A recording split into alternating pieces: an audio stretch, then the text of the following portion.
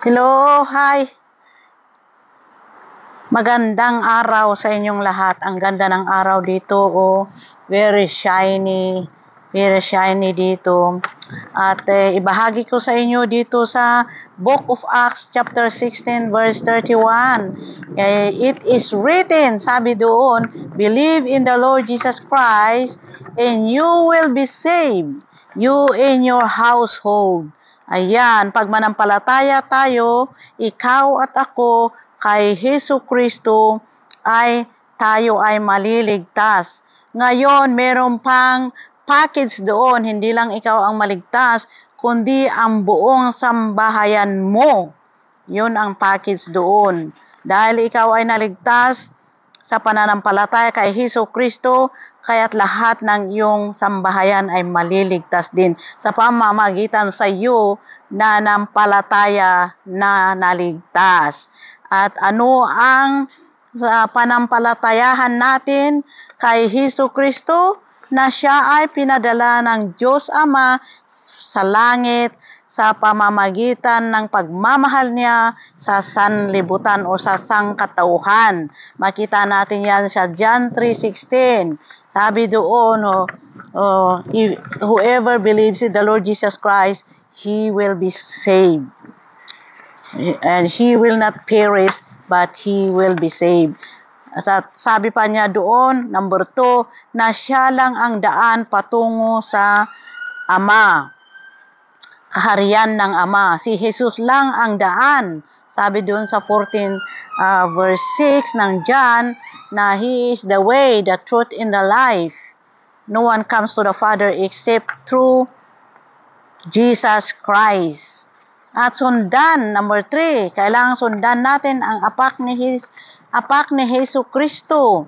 Ang sabi dito sa John 3:3, anyone will not be born again cannot enter the kingdom of God.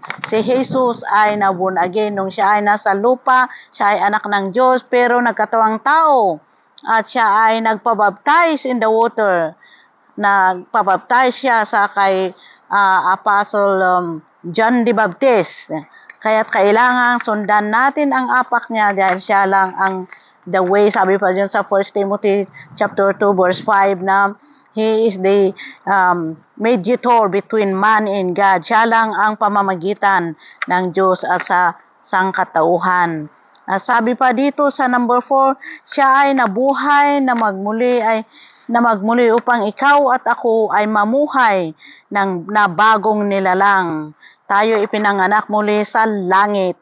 Dahil nanampalataya sa anak ng Diyos na pinadala ng Diyos Ama, kaya't ang Diyos Ama ay pinadala niya rin ang Holy Spirit niya upang siya ang magbago sa atin dahil wala tayong kakayahan na magbago sa sarili nating ugali at sarili nating katauhan, kundi ang Holy Spirit. Manampalataya lang tayo at siya rin ang magbibigay ng ating power na sundan ang Diyos. Kaya ang key lang dito ay manampalataya kay Hesu Kristo na siya ay pinadala, siya ang nagligtas sa atin, namatay doon sa krus ng Kalbaryo upang dalhin niya ang lahat ng kasalanan natin at nabuhos ang kanyang dugo, nalinisan ang ating mga kasalanan at mga sakit-sakitan. Kaya dito ay kailangan natin na bagong nilalang ayon sa kagustuhan ng Diyos. Sa 1 Corinthians 5:17 sabi doon, we are new in Christ, you are a new creation. Magiging new creation tayo pag tayo ay nampalataya kay Kristo. At ipabigay niya ang Holy Spirit niya upang siya ang makapagbago sa atin. Tulungan niya tayo na makapagbago at maging susunod sa kautusan ng Diyos. Amen po. Salamat sa lahat. Glory to God. At I pray sa ating lahat ay kailangan talagang kay Kristo tayo lahat. Siya lang ang ating kakayahan. Siya lang ang ating karunungan na tama sa ayon sa kagustuhan ng Diyos. Hindi mo alam ang mga ito kung hindi ka magbasa ng Bible at hindi ka manampalataya sa Kanya. To God be the glory. God is good. And I pray na isa ka ring maging mananampalatayang tunay sa Diyos sa pamagitan ng kanyang anak. Amen. God bless you all.